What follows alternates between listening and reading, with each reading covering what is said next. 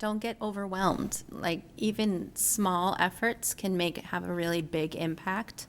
And don't think that it's all or nothing. It's never all or nothing. Don't let perfection get in the way of progress, is what we always say, because if you wait for perfection, ain't nothing getting done. So.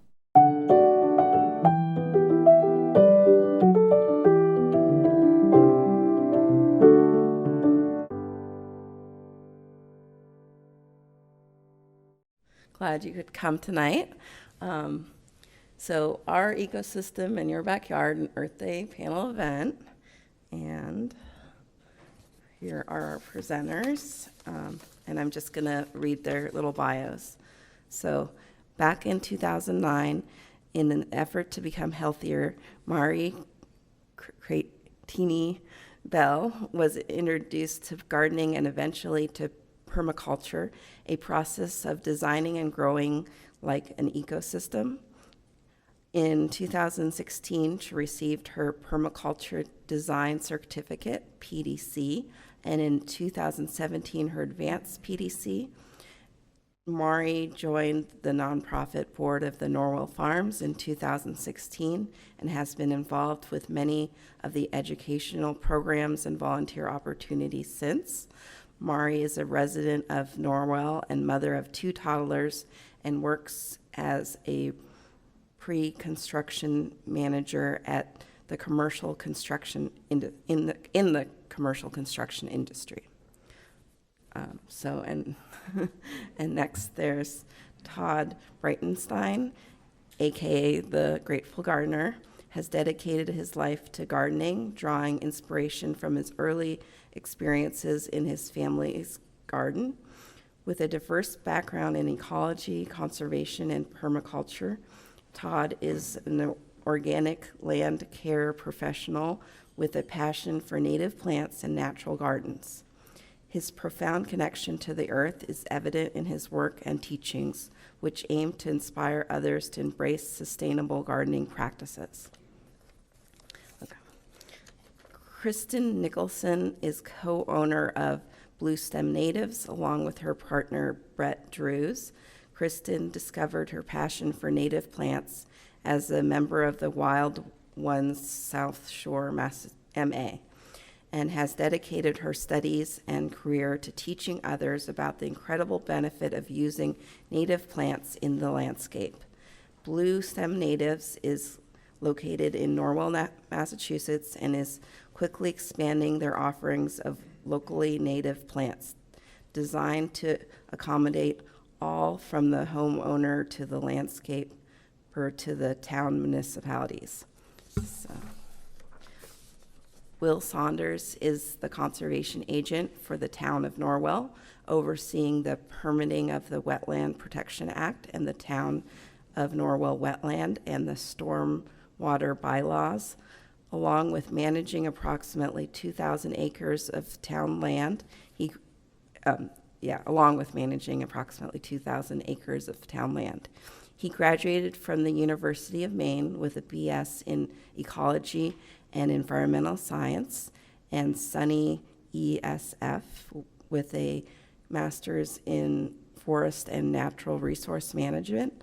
Will spent 6 years as a project manager and supervisor on wetland restoration projects throughout New York State, restoring native habitat.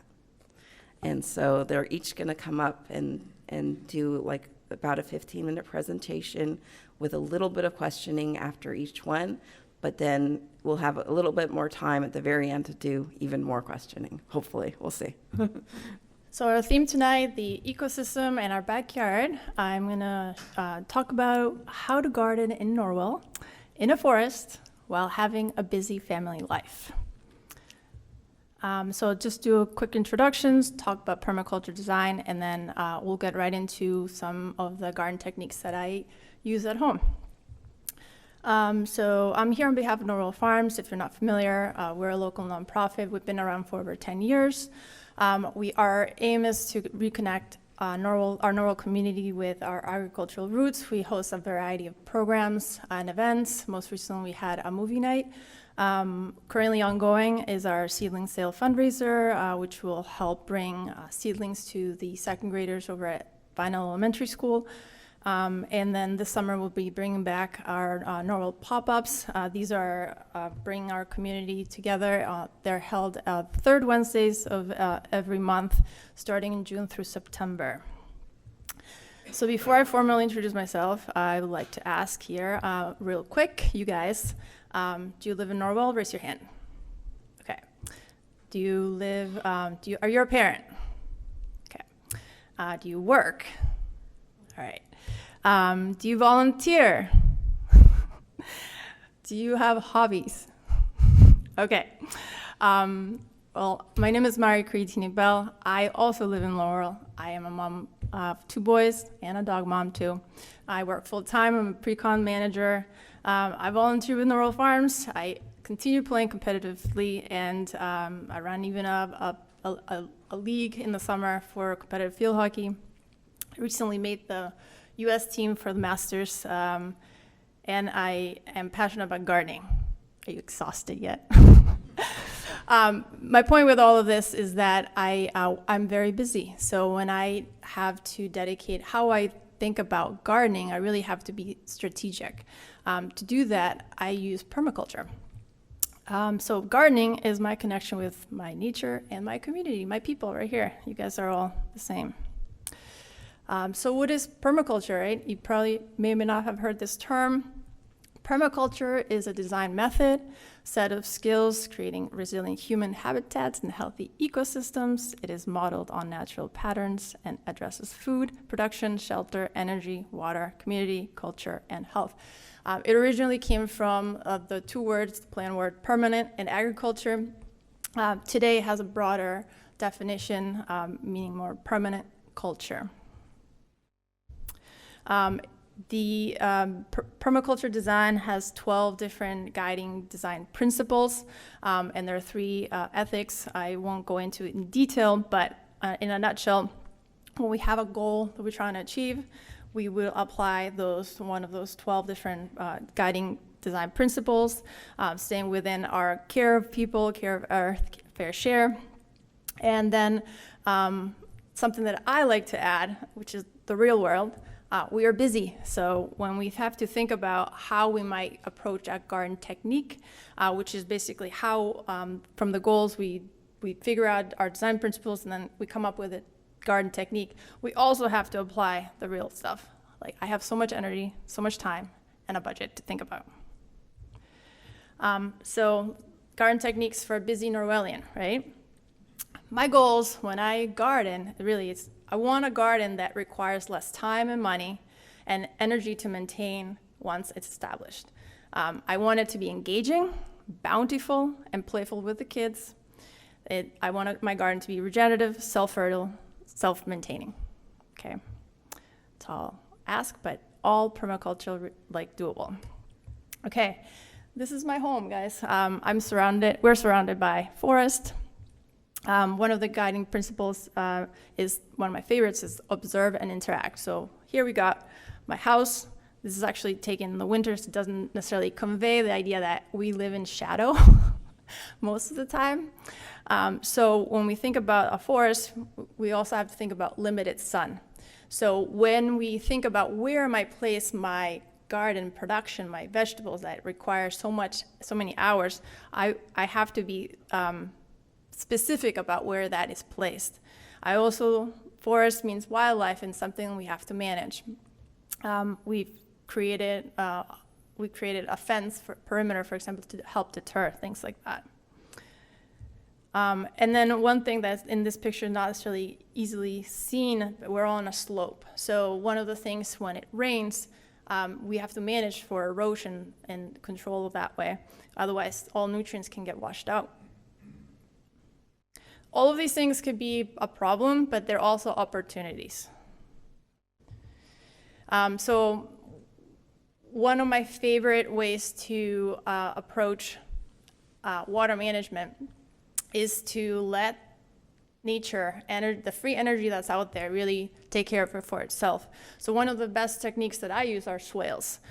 So swales are something that you will dig a trench for at the exact elevation that's on the slope, and that dug soil then becomes the mound.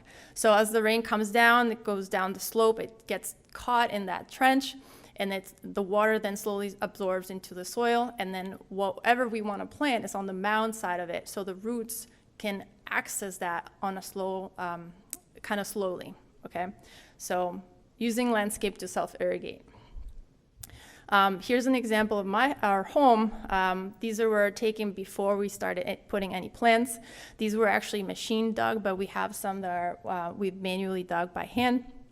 And so the same idea applies here. As rain comes down, water that goes down gets caught in there, and then voila, free irrigation. I don't have to do anything.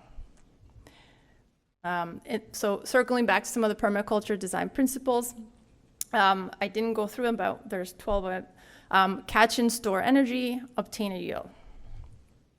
Another one that I like to use to expedite my time is to use technology. So one of the things that I utilize is a Wi-Fi enabled timer, so that I can just put on my app, say water. And then to do that, I use a drip irrigation system.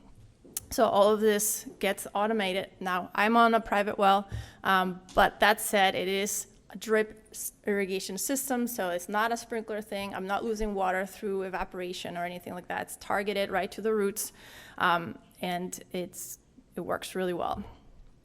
So the mains are something that I would keep year-round, and then you attach the little drip tapes, and those are very flexible, and then they can move around as needed depending on your garden layout. Permaculture principle used here is apply self-regulation and accept feedback. Another one, I mentioned how I have to be very specific about where we place our annual beds. Like when we're growing vegetables, you really want to have at least 8 hours of sun. So in our home, it's really limited to a very small area. So I want to produce as much as I can. So one of the things that we use is intensive gardening, and the method is the square foot method, if you've ever heard of that. Basically, it's creating a grid, and then within each square foot, you're maximizing the number of plants that you can grow there. Now, you can start with actual square foot, but as time has evolved, I've sort of modified that. So knowing that tomatoes need more space, I changed my grid to be closer to 18 inches and a little bit like that. You don't need to be stuck to a method. You can just take the feedback. So permaculture principles here is use and value diversity, and then design from patterns and details. I will point out that the trellises that you see here, the little poles, those are called Florida weaves. Those are just another way that I use to train the tomatoes to go up.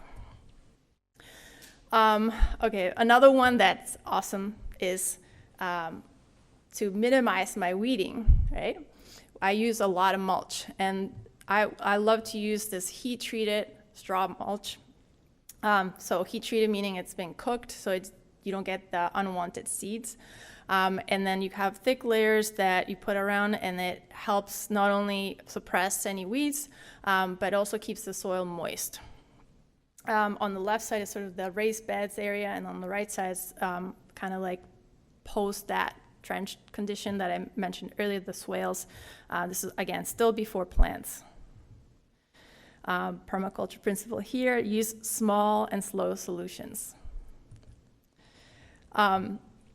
So one of our goals is to be engaging, bountiful, playful with the kids. So one of the things that we use for that is really twofold. It's like, one, we want to start our seedlings from early so that we have plenty to kind of move forward and move outside when it's time.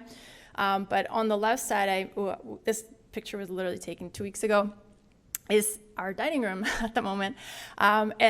And we, the kids have started these from seed. And then every day they see the plants growing a little bit, and they are connecting with it and interacting with it and observing, interacting. And then we take this outside. As they get older, not as they get older, as the time goes by, one of the things we've been doing the last couple of years is after school, we do garden walks. So we literally get off the car and do a garden walk and just see what's new, what's different. So we experiment. And of course, as the time comes that we start to get the produce that we want, like we have a 6 very large blueberry bushes, for example. These kids just love to pick the stuff, and we pick for our smoothies, and we pick for the day, and it's just a way that they interact as well.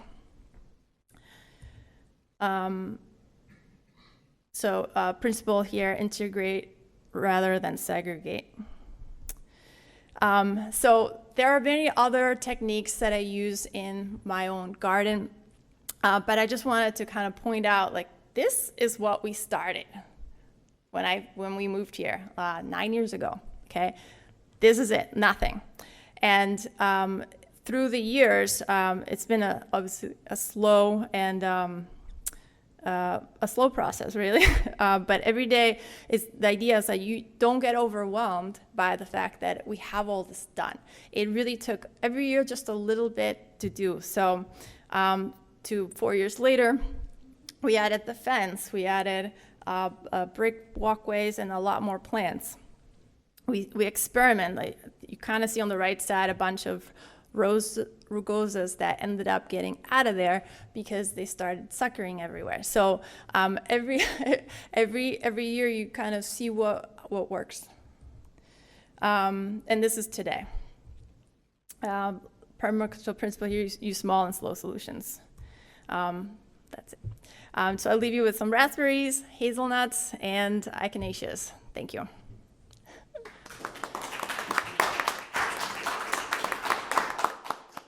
Hello, everybody.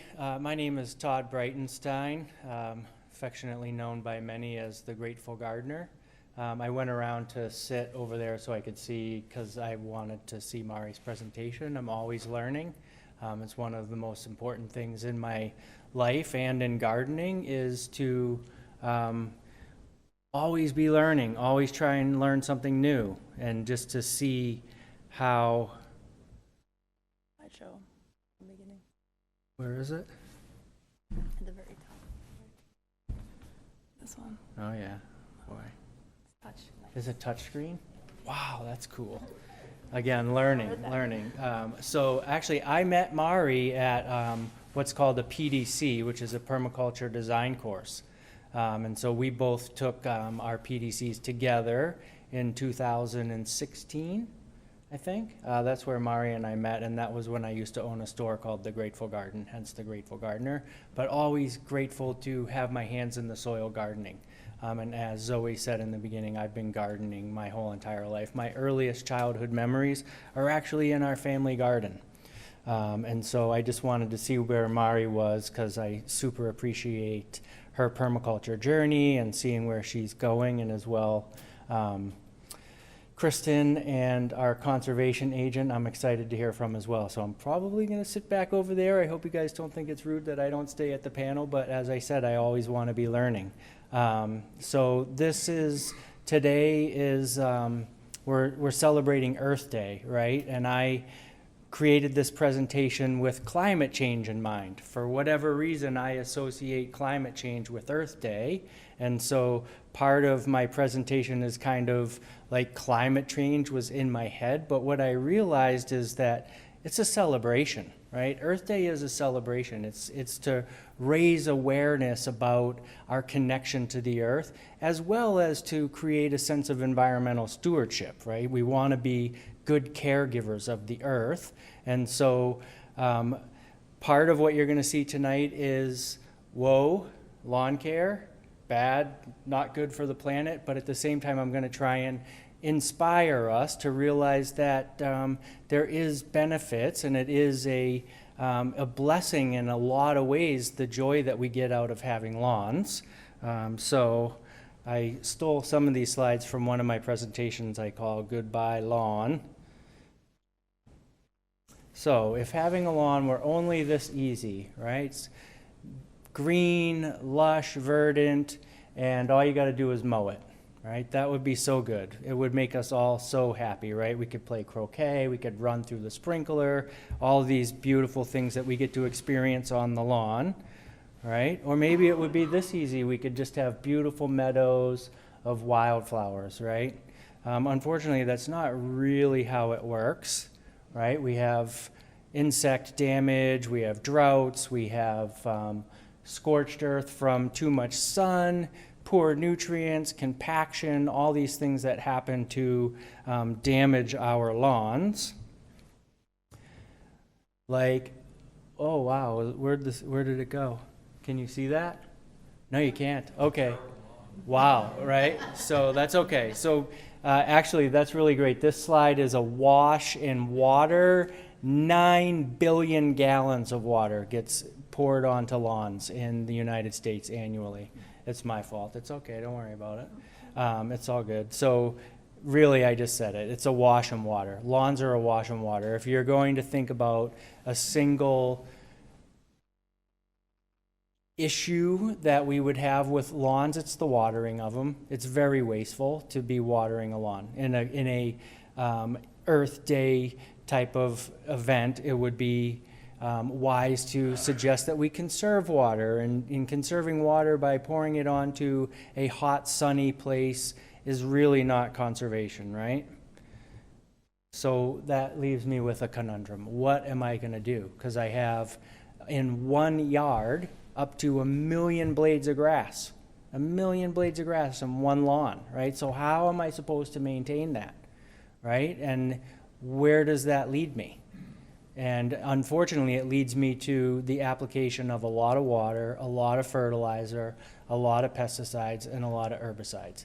Therein is the rub. In an Earth Day celebration, it is that the care of the lawn is the problem, right? It's the way that we take care of it. It's the petroleum intensive care of the lawn. Herbicides, pesticides, fertilizer. Fertilizer is from petroleum. The lawnmowers and the blowers and the trimmers produce emissions because they are run on petrochemicals, right? So that's why my brain runs into climate change when I think of lawns, right?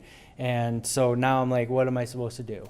And it fills me with resistance, right? I get full of this feeling of, how can I do this without having that level of inputs? Like, I don't want to have to put all these things in order to have this lawn.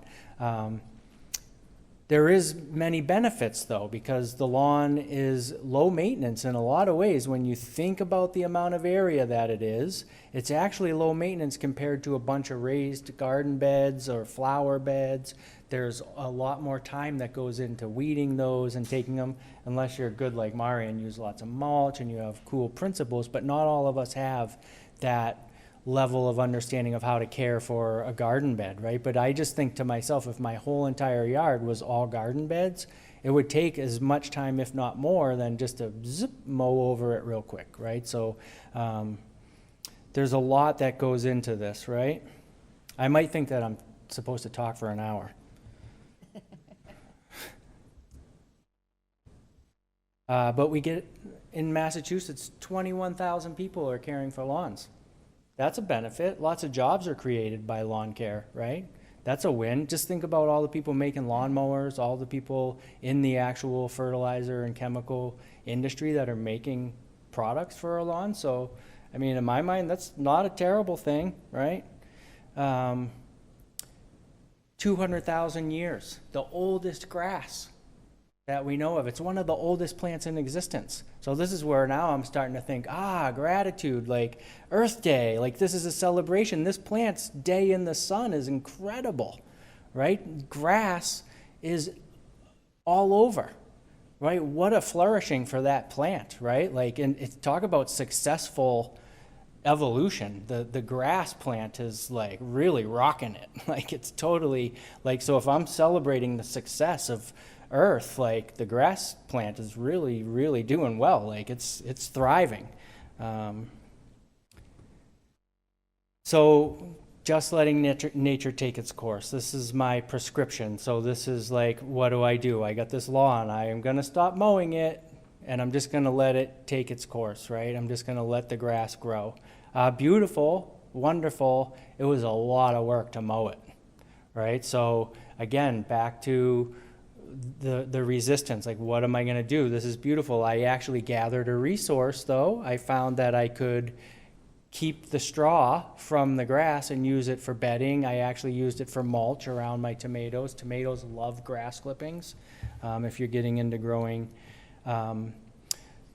vegetables. So I love to just say, like, nature always finds a way, right? So I think to myself, I'm just going to stop mowing the lawn, and then it's going to be just a grassy prairie forever, but that's just not the case, right? So that's not a real solution, because nature is going to fill in the crack. It's going to fill in the void. Weeds are going to come, trees are going to come, shrubs are going to come.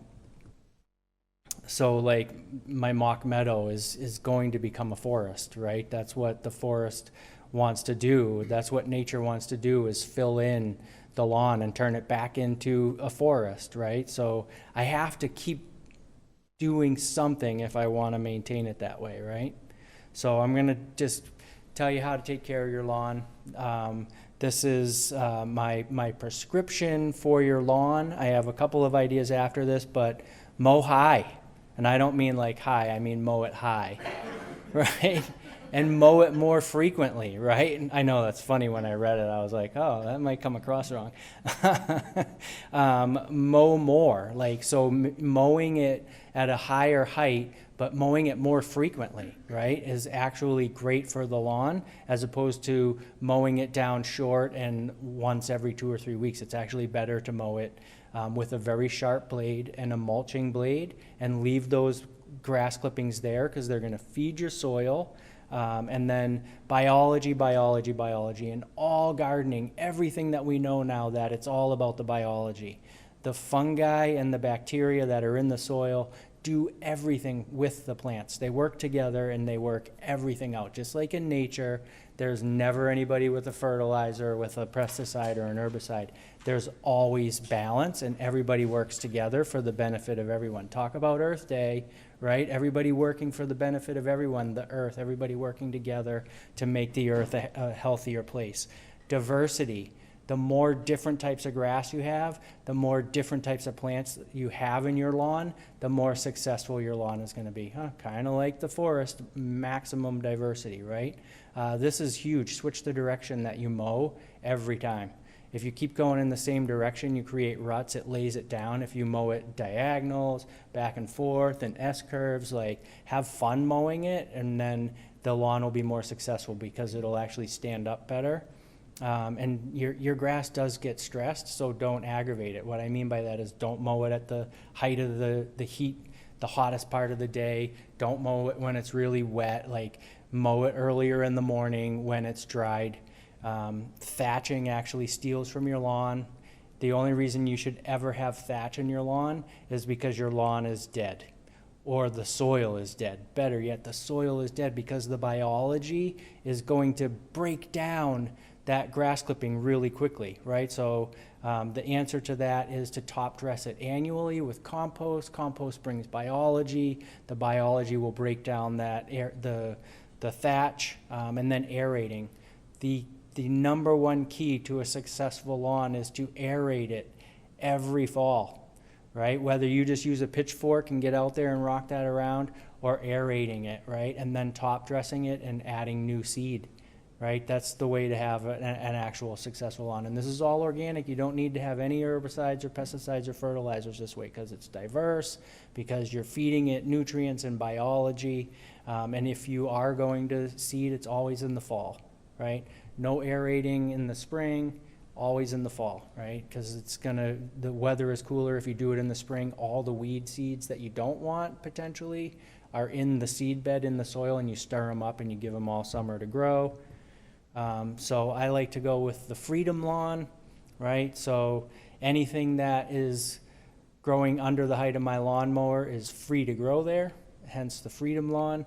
The tall fescues are really where it's at. Drought tolerant. The best type of grass seeds you can find are going to be full of lots of the tall fescues. And then you could also do barren strawberry microclover or creeping thyme to add to that plant diversity.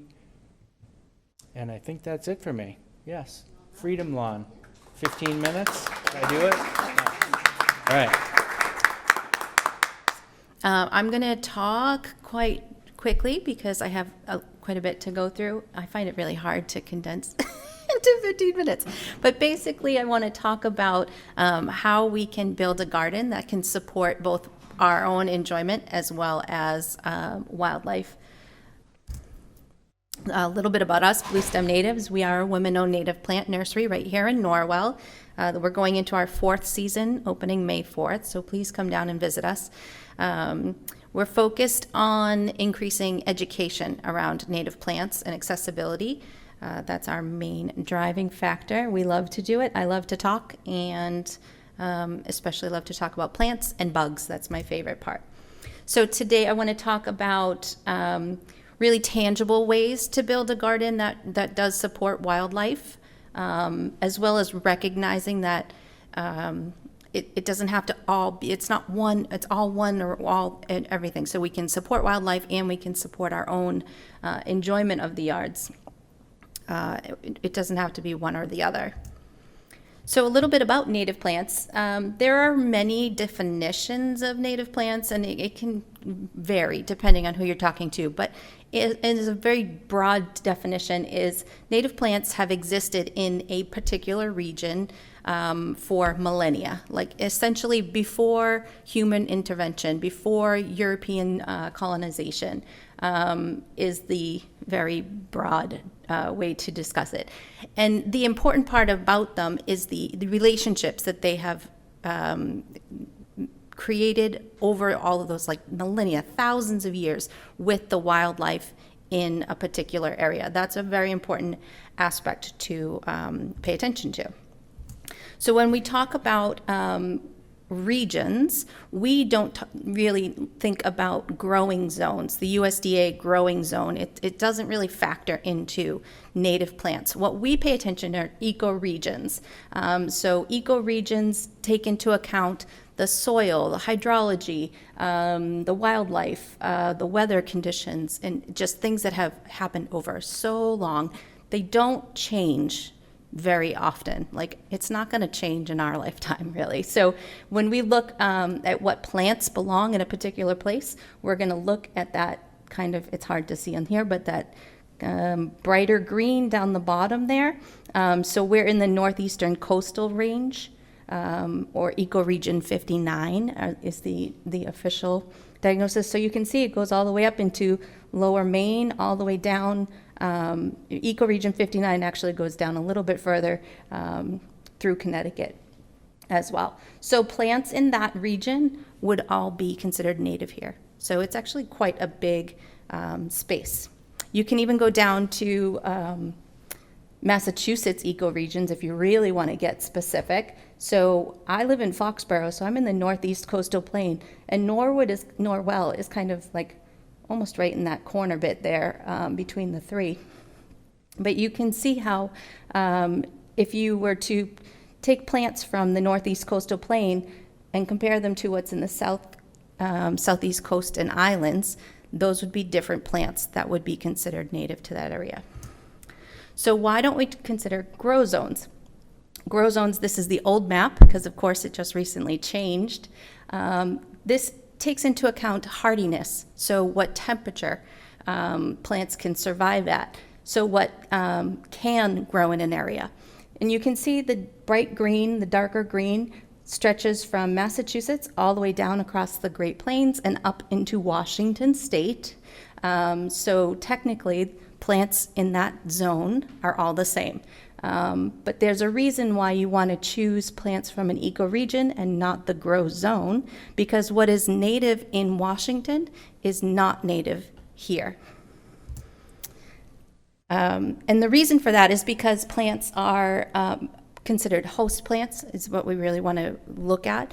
And they are plants that support the entire life cycle of insects. And so very specific with the insects that are here versus the ones that are across the country. Roughly 20 to 45% of our native bee species are specialists, meaning they feed or they lay their eggs or they use plants in one particular way. They usually use like 1 to 5 different species of plants. And the best way to explain host plants is the monarch butterfly. Monarchs use the milkweed species, which is Asclepias, and they have put all their evolutionary eggs into one basket. They lay their eggs on the milkweed plants. The eggs hatch, and the caterpillars can only eat milkweed. They can only get nutrition from the milkweed plant. Adult monarchs can get nutrition from lots of plants, but the caterpillars can only eat the milkweed. So over time with agriculture, milkweed is toxic to our grazing animals. So especially in the Midwest, it became illegal to have milkweed plants. So they were eradicated in a lot of places. Plus we call them weeds. So a lot of people get them out of there. So with the removal of milkweed plants, we saw a precipitous drop in monarch butterflies. So we call this the gateway insect for host plants because everybody loves it. It's beautiful. If we plant more milkweed, we will support more monarchs. And that same principle applies for just about everything else that we have. This is one of my favorite examples for why we have to pay attention to what plants we do. So this is the Karner blue butterfly, little butterfly up on the top left there. It is a specialist for the wild lupin, which is Lupinus perennis. That's the eastern lupin. And if you go up to Maine very soon, you'll see just fields of lupin plants. They're very proud of it. It's beautiful. It's lovely. But unfortunately, the great majority of that is the western lupin, Lupinus polyphilus. And that is because the western lupin hybridizes the eastern lupin very easily. And it has pretty much completely taken over the eastern lupin. And as a result, the Karner blue butterfly, which can only get its nutrition from the eastern lupin, has become functionally extinct in this area. Only a couple of really small spots that it can be found now. So why native plants? We have all these things. Of course, all plants do these sort of things. They're all beautiful. They all provide, most provide nutrition. But there are specific reasons why we want to concentrate on native plants in our area. So losing the lawn. These are a couple of examples of native plants, mostly native plants here, that we could add to our lawn or replace some parts of our lawn. If you have an area of your lawn that isn't trafficked on, is a really great place to put native plants on. If you have kids and dogs in high traffic areas, use the fescues, use the lawn. There's no native plants really that can handle high traffic like turf, bar none. So let your lawn reflect your lifestyle. But in those corners where you're only going to that area just to mow it, why not kind of start moving that in and change it over to native plants? So you have Carex pennsylvanica, which is Pennsylvania sedge, is a really, really lovely lawn-like alternative. It only grows about 8 to 12 inches tall, but it floops over, so it gets really nice in large drifts. Then, of course, we have wild violets. I don't know why people don't like violets. I love them. And Antenaria is wonderful if you have really sunny, dry areas that are tough to keep lawn growing. Wild strawberry is my personal favorite. And then you have clover, which isn't native, but if you seed it into your lawn, of course, it has benefits there as well. Leaving the leaves is another really great option. I always struggle with people talking about cleaning up their yard and everything else. and they mow and they blow and they rake up all their leaves and bag them up and they get taken away, and then they go to Home Depot and buy soil. And I don't understand why, because we have everything we need to provide for our yards and our gardens already there. We just have to be able to utilize it. So of course, we have to be reasonable. Again, if you have, a bunch of oak trees, you don't want 6 feet of oak leaves. But move the leaves away from your pathways and your foundation. Gently move them into your garden beds, or move them into an unused corner of your yard and let them decompose over time. The reason why you don't want to mulch or run over them with your lawnmower is because so many of our caterpillars for butterflies and moth species use these leaves to build their chrysalis. And they do so when the leaves are still up in the trees. So they're building their chrysalis and then they fall when the leaves come down. So the Luna moth's a great example of that one. That's that giant green one that's like the size of your face. It's lovely. And another thing is fireflies. When we were kids, we saw 1 million fireflies every summer. It was like a thing, and we don't really see that as much anymore. A good reason for that is because firefly larvae can overwinter, roughly about 2 winters, in undisturbed leaf litter. So the more we're removing leaf litter from our yards, we're taking away that habitat. So if you want more fireflies, you want to leave the leaves. This is a very apropos one for the timing. So everybody wants to get out there and clean their yard. We don't need to clean our yard. Our yards are not dirty. They're not messy. But there's a really good reason why you don't want to remove plant matter. Many of our native bees use standing plant matter to overwinter their eggs. So in the fall, they'll kind of chew into the standing, especially the really pithy stems. They'll put in a pollen sac. They'll pack it in there. They'll lay their egg, and then they'll close it up. So then in the spring, the egg will hatch. The bee will chew up the pollen, the nectar sac that's in there, and then they'll chew their way out of the stem.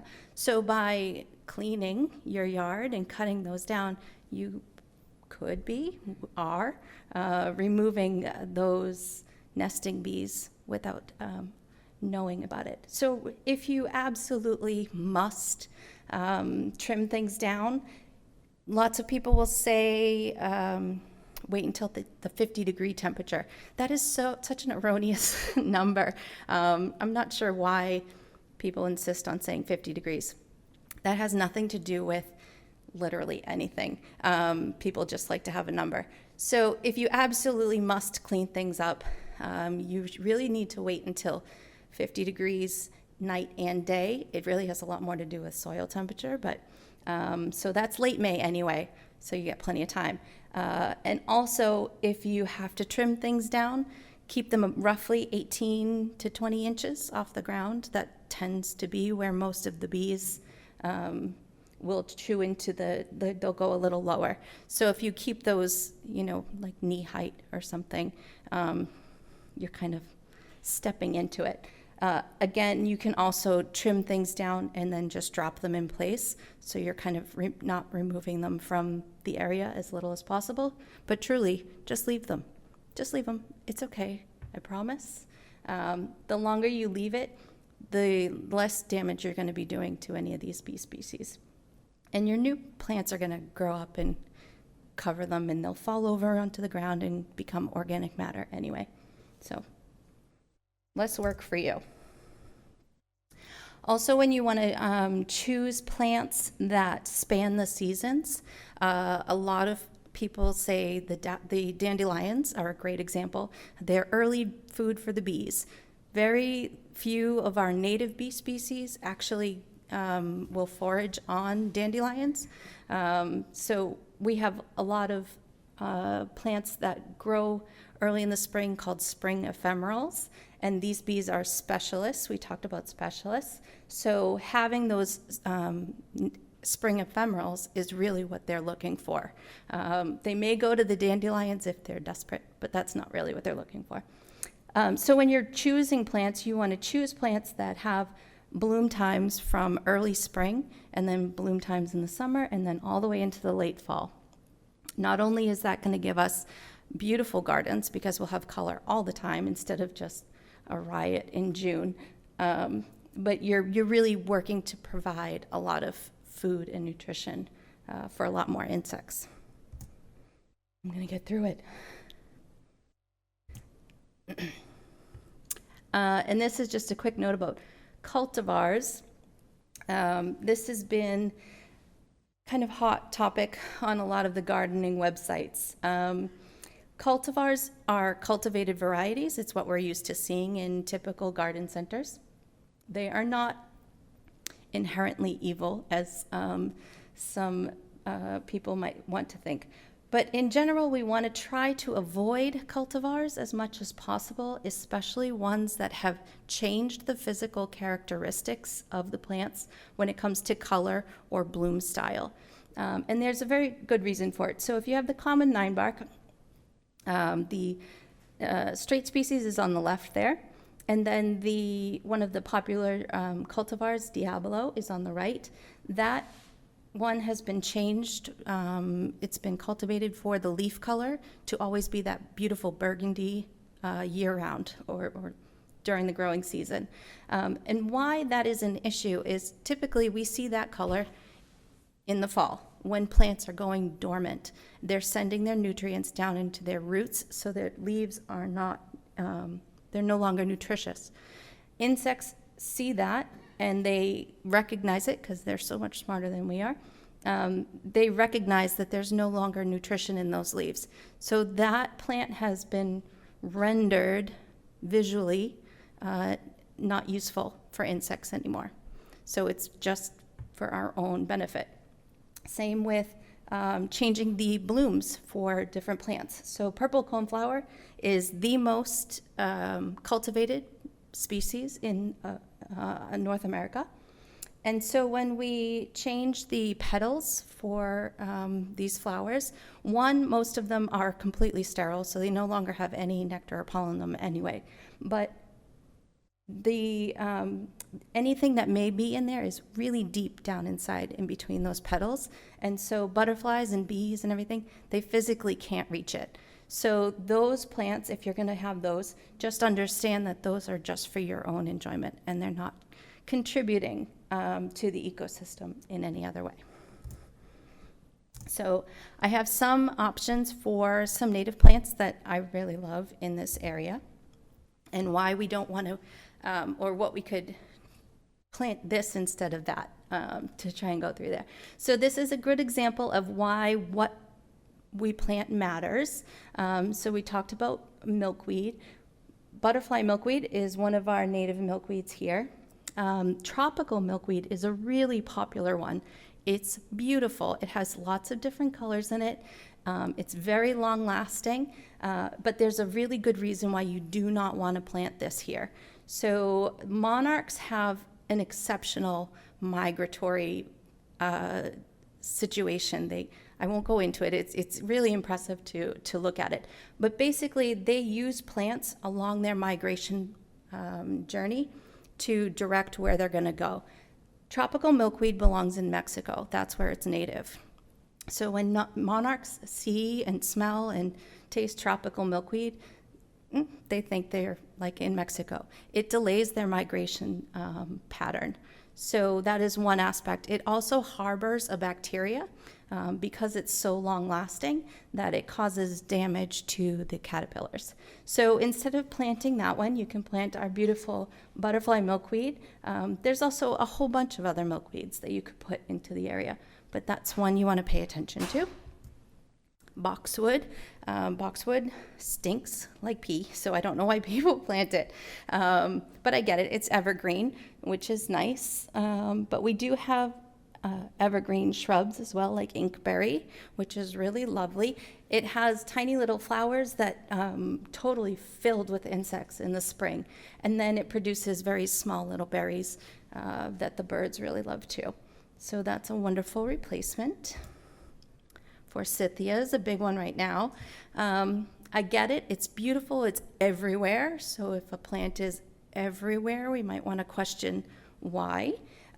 It doesn't provide any nutritional aspect for insects. I would gather if you go out to any forsythia bushes right now, you might see a couple like flies or very small things on it, but you're not going to see very many butterflies or bees or anything going to forsythia. So instead, I would recommend spice bush is a wonderful alternative.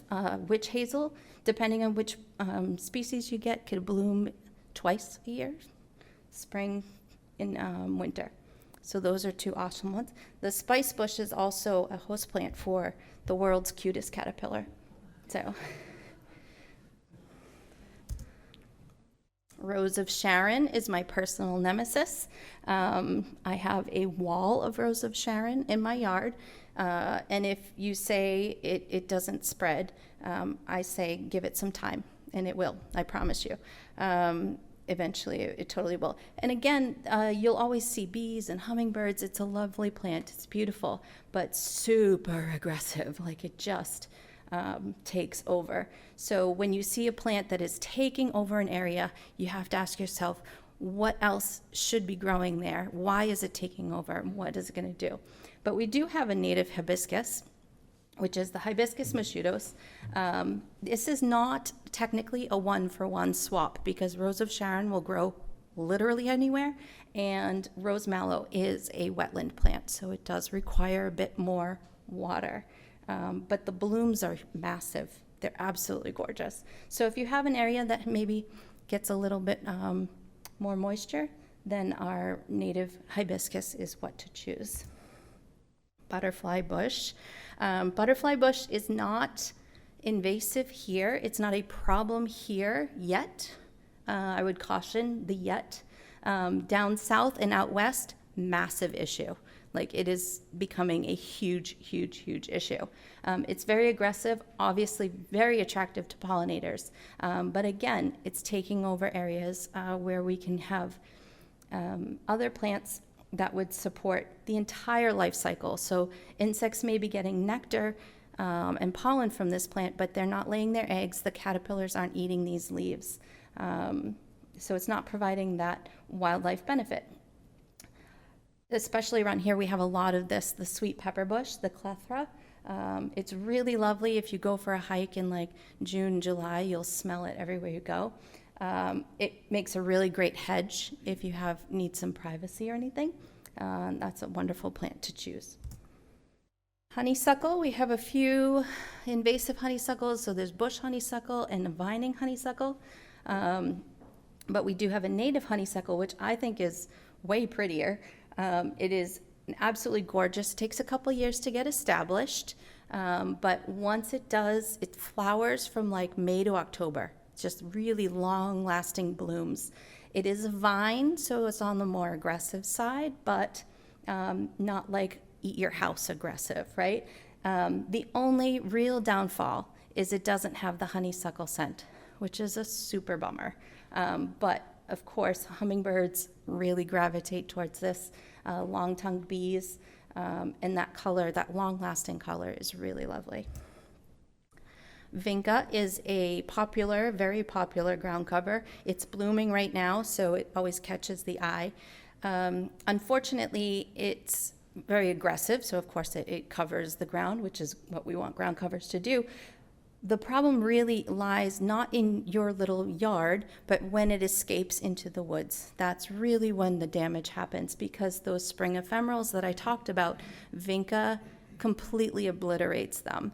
It doesn't allow them to germinate. So when I see patches of Vinca in the woods, I automatically think of the lady slippers that should be there, or the bloodroot, or the pickerel, like so many beautiful, beautiful spring ephemerals that our native bees need are being competed out by the Vinca. So wild strawberry is a really excellent, also very aggressive ground cover replacement. Supports over 85 different leopard, butterfly and moth species. So it's very highly beneficial. Another one is the three-tooth cinquefoil, Sabaldiopsis. This used to be called Potentilla before it got changed. But this is a lovely, very short evergreen ground cover that is highly beneficial, really, really sweet.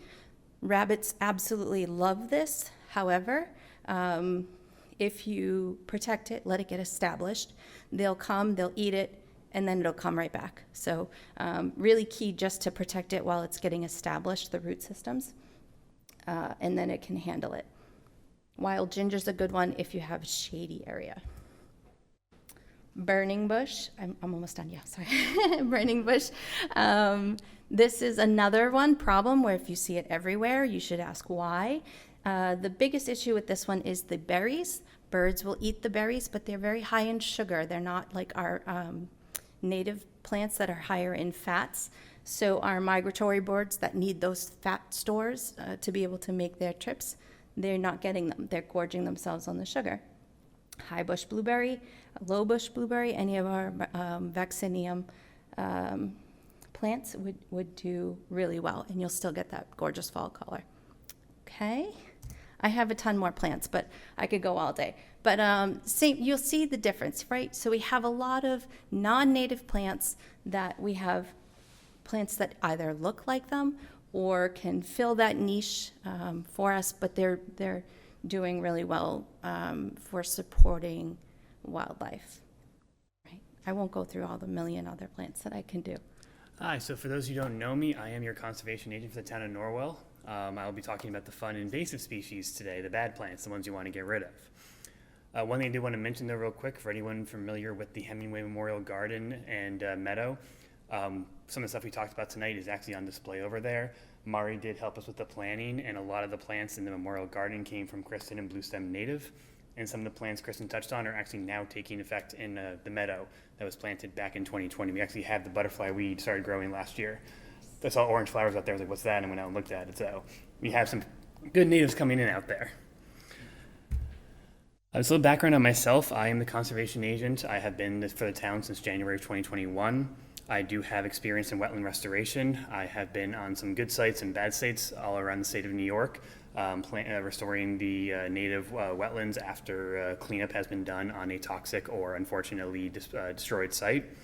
I do have a background in environmental science, ecology, forestry, and I like to joke I'm a jack of all trades and finally a master of one. I have experience in almost every different field, so I know a lot about a lot of things and try to at least learn more as I can go along with whatever else I have. Just a quick background on the Conservation Commission. Most of you probably know us from doing wetland permitting or now more recently stormwater permitting. That's probably how most of you deal with us, but we do also manage over 2,000 acres in Norwell of conservation land, such as Jacobs, the Carlton property, Miller Woods, Fog Forest, and we have now at least 20 miles of trail on these properties, and we're working on opening some new ones, especially on the Carlton property. We do also, as we've been trying to do, Nancy Hemingway, our former agent, used to do really well, and we're trying to pick back up where she left off, doing some educational outreach, doing some informational sessions on conservation and environmental issues. And last year we brought back the Conservation Day, and we're hoping to have it again in September this year to have people come out to Jacobs and learn more about the environment and all the good stuff ourselves and other groups in town do. So today I'm talking about invasives. These can be native and non-native or exotic plants. I will be addressing more of the non-native exotic ones today. They can be very, very aggressive, as some of the ones that Kristen talked on earlier, and they can outcompete the natives. So unfortunately, some of these plants can just get a hold in your area and just get rid of everything else that's good nearby. I have seen some take over full properties and just grow into giant monocultures. Those are not fun to deal with. I have worked on 5-acre sites of just trying to spray or mow down things. It gets really, really annoying after a while, and as Kristen has her personal enemies, I have my personal enemies. They are very harmful to both flora and fauna. There are certain insects, birds, and species that use native habitat to lay their eggs or nest in. When these non-natives come in and take over, it kind of eliminates that habitat for these species. So not only is it kind of out-competing our native plants, but it also is taking away habitat and nesting sites for a lot of native animals. And unfortunately, some of these things are not very easy to get rid of. I am not someone who likes to advocate for herbicide, but there are some times when it might be necessary to deal with some of these things. They can take a very long time to deal with, and they can be really annoying to get rid of. So one thing I will always advocate is don't give up, because you can start it, but if you stop it, they will just keep going. A lot of stuff I'll talk about tonight might not necessarily be near wetlands, but I do highly recommend if you do have any questions or concerns about stuff on your site, do come talk to conservation. I have no problem talking about what you can do on your property, or even coming out and taking a look at the property and helping maybe come up with a plan for taking care of it. Anything near wetlands or within 100 feet of wetlands, if you are going to do invasive management, you will need to come before the commission to get permission to do that kind of work, as that is the state law and the local bylaw. A lot of stuff I will address tonight will probably be repetitive, but I will try to kind of, like Kristen, just go through and talk about some things. It won't be fully comprehensive. There's tons of natives out here. And while I do have experience in this, for any of the panelists here, if I misspeak on something or you have something to add, please feel free to correct me, because I know I don't know everything. The first one I touched on is actually this nice photo here. For those of you near the North River, you might know it. It is Phragmites. It is definitely one of my personal enemies. It is also known as common reed. It was brought over from Europe. It was used in a lot of the thatched houses back in the day. It can generally be found near wetlands, but it can also be high and dry. It's especially bad along the North River and any of the rivers we have in town. It grows quickly and it loves disturbance. So if it finds a patch of area that's just open, it will shoot rhizomes out. The plants can fall over and turn into roots, and they will just keep growing. They are rhizomal, so even if you just mow it down, there's a giant massive roots underneath there that will just keep coming back up. It is very good at outcompeting native grasses, so it's one of those things that once it kind of takes roots, it will just keep going. Some solutions that we can offer is to mow or cut it before the seed head comes out. It will keep growing, but if you keep trying to mow it or cut it back, you might get some headway with it. Again, if this is in a wetland area, please do come to conservation first. Some of the larger patches, especially massive ones on North River, I would recommend possibly using herbicide as well, just to try to help kind of knock some of it back. But one thing I always recommend to, no matter what you do, is try to throw native seeds in. If you cut it, mow it, or whatever you do, if you put native seeds in, it might take a few years, but the natives will start to outcompete the Phragmites, because as you are targeting the Phragmites, the natives will start taking off, and then you can get more targeted and cutting single stems or targeting certain herbicides in some spots, and the natives will hopefully eventually take over. This is one that does take a very long time to get rid of, so if you do have it on your property, it is a very long battle to deal with. But it is something I know that I believe North-South River Watershed Association is trying to get some funding to do a joint town tackling of this along the North and South Rivers, because it is really, really bad in those areas. One that's more common and probably found on a lot of properties in multiflora rose. It's a thorny, woody that grows in fields and on forest edges. It grows in very, very dense patches, as you can kind of see in the bottom photo here. It likes to crowd out other plants, and it will flower in the spring. This is one of the few that I can easily tell you can mulch it and mow it. One of the ways best to attack this is to constantly mow a field. As Todd talked about earlier, the woodies will come in, and actually in the Hemingway field, we've been actually having an issue with multiflora rose out there. And we've been doing some treatments, and we're trying to start a mowing plan out there too, to try to keep those woodies away.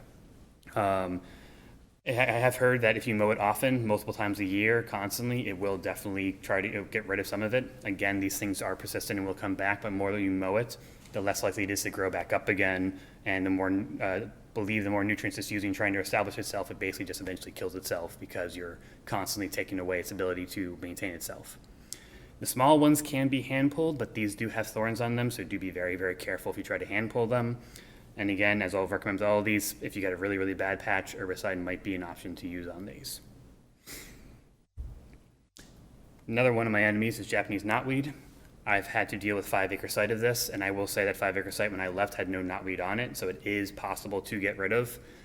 But that was a 3-year, multi-million-dollar project for a park. These things are tall, thick, and they look like bamboo almost. They absolutely love disturbance. If you cut it, if you drop a leaf, if you mow it over, it will just grow bigger and worse. So if you do even try to remove it, if you don't do it carefully, you can make the whole entire site worse. I have been told that literally a piece of leaf as big as your thumbnail, if that hits the ground, it will start growing again. So it's very, very important that if you do try to remove this, that you bag it, you let it dry out, and then you burn it. Do not put any of these in compost, any of the plants I talk about tonight, but especially knotweed.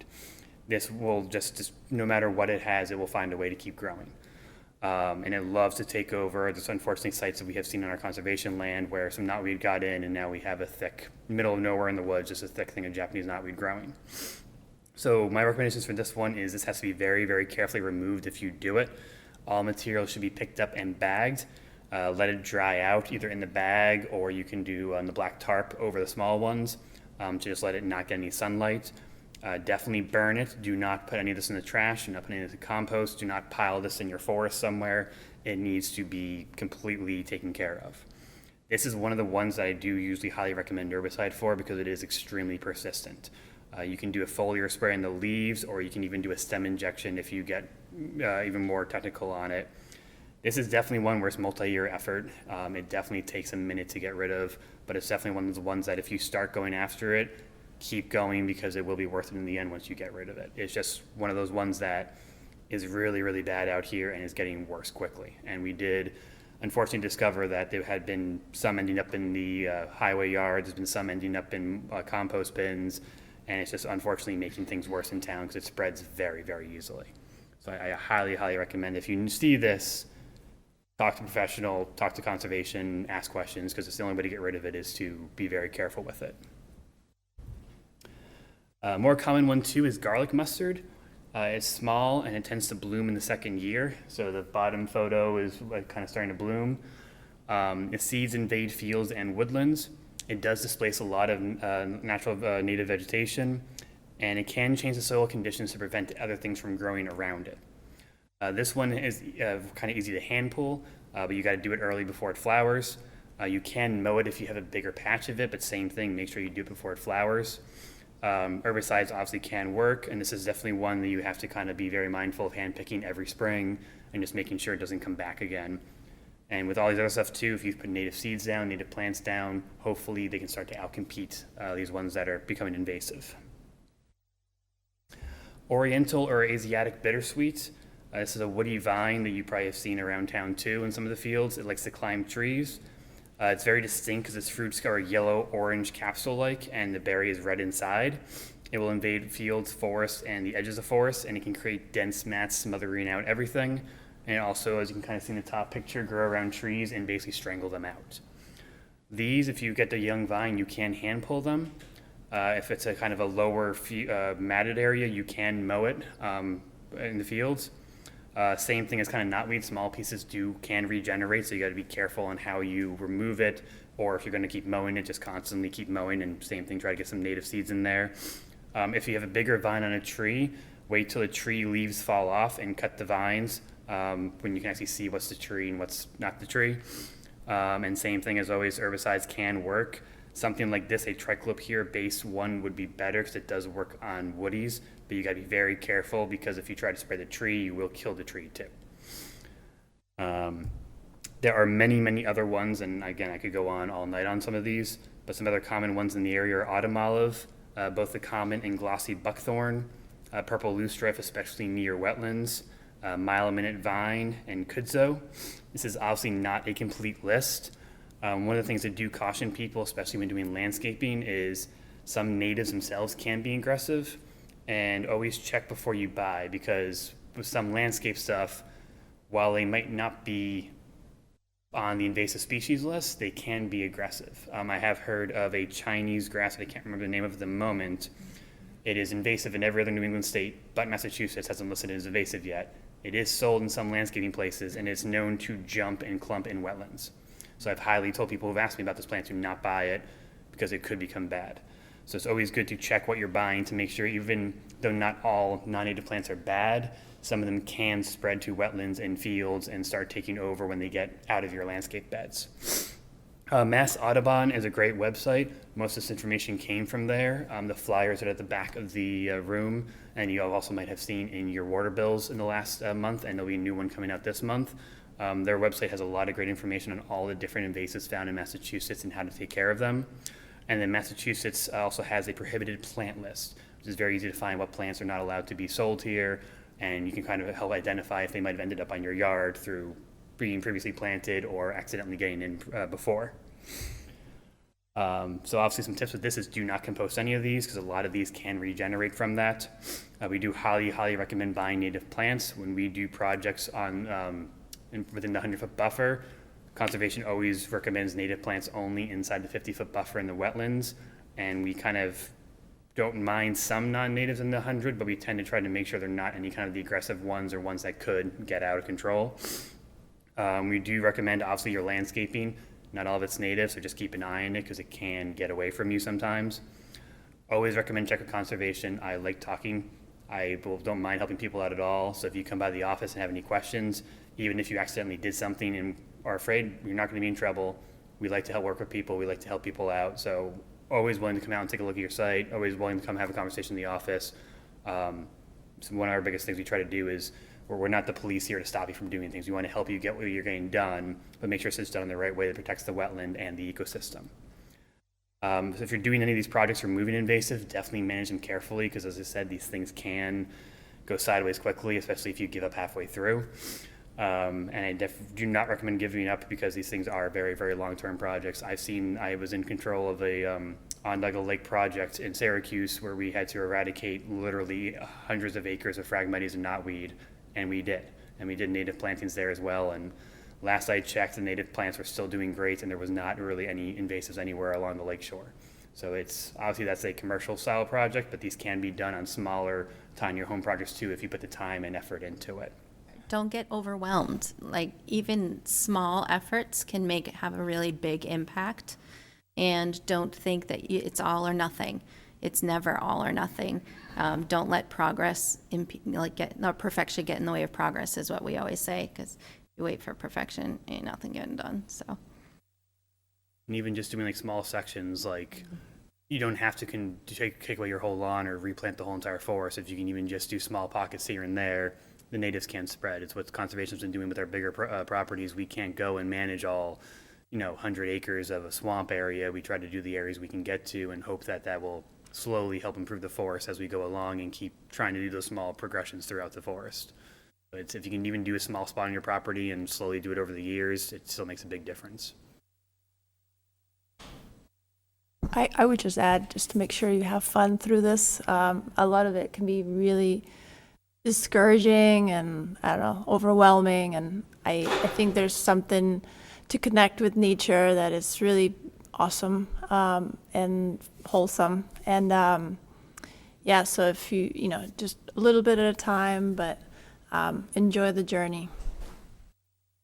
I learned so much from all three of you. I learned at least 2 things from each one of you, so I just want to express my gratitude for you guys being here tonight, and let that be for all of us, just gratitude. It's awesome.